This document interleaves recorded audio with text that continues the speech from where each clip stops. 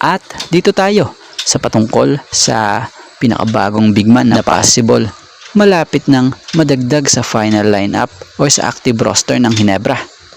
So marami nga po ang nakapansin since nang mawala nga po sa lineup itong si Sistan para sa Ginebra dahil sa pagkakatrade nga po nahirapan na nga pong makakuha ng kampyonato ang Barangay Ginebra. So marami rin na nagsasabi na wala nga raw pong legitimate big man talaga na ang Ginebra na makakatuwang nitong si Japet Sana. So sa madaling salita, big man raw talaga ang kulang at problema dito sa Ginebra.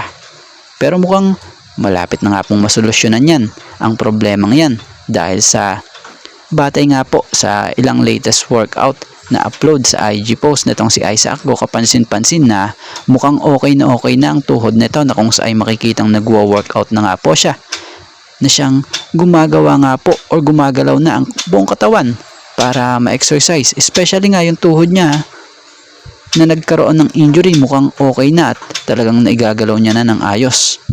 So for sure, malapit-lapit na itong makabalik dahil sa matagal-tagal na nga rin itong nawala sa Ginebra or sa final lineup ng nasabing koponan dahil sa nagre-recover pa nga siya. So oras na makabalik si Isaac Go sa active roster or lineup ng Ginebra, hindi nakakailanganin pa na mabigatan pa ang trabaho ng nagkakaedad na Japet Aguilar. So si Isaac Go, bata pa naman ito, kaya sa tingin natin okay na ang recovery nito.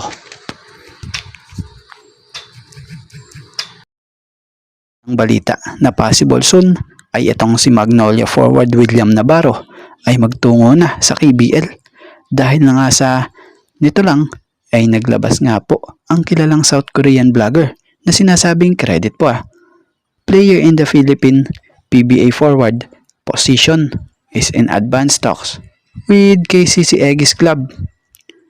So matatandaan nyo noon originally unang nakipag-usap rito noong 2022 na KBL team sold Samsung Thunders. Kaya lang sa halip na makapaglaro ito dito noon doon siya naglaro sa PBA na kung saan nagpaglaro siya sa team ng Northport na siyang nag-drop sa kanya noong 2021 sa PBA Season 46. So matatandaan nito lang na trade sa Magnolia si Will Navarro na siyang inaasahan sana ng Magnolia na makapagbibigay boost sa team. Kaya lang hindi nga ganun ang nangyari. So hindi pa rin pinalad ang nasabing team na kung saan sa quarterfinals pa nga lang po napalaglag na nga sila ng TNT. At about pa din nga dito kay Will Navarro, hindi na tayo magtataka kung bakit nagustuhan ito ng isang team sa KBL gaya ng KCC Aegis Club. Ito'y dahil na rin sa laki ng potential nga.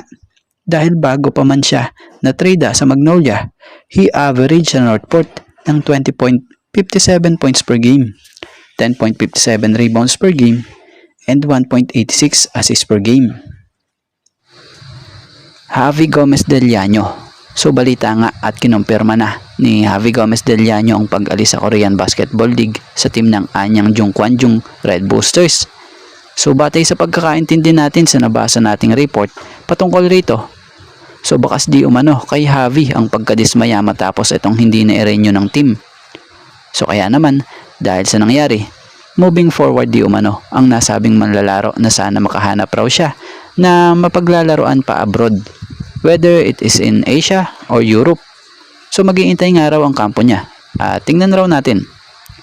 So about pa rin dito kay Javi Gomez Del Llano, may kumakalat niyang balita mula sa isang South Korean vlogger na siyang nabanggit nga po or binabanggit batay dun sa nabasa natin na kung sa Tagalog kaya daw na-terminate ang kontrata ni Gomez Del Llano dahil sa alleged absence without leave.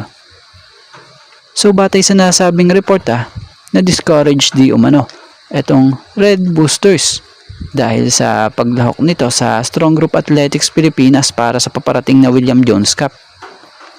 So bagamat wala na ang nasabing manlalaro sa Red Boosters o dito sa team na to may nakalap nga po tayong update at balitang open at idea raw nitong bumalik sa PBA, especially nga raw possible reuniting with his brother Juan na siyang napabalitang isa sa kinukonsiderang lalahok na sa 2025 PBA Rookie Draft. At bago nga ang lahat, baka naman po pwedeng makahingi ng isang subscription para sa ating channel or paki-follow na rin po kung nagustuhan nyo ang ating mga basketball update. At kung ito na may makakabigat para sa inyo, kahit isang like and share na lamang po. Maraming salamat po.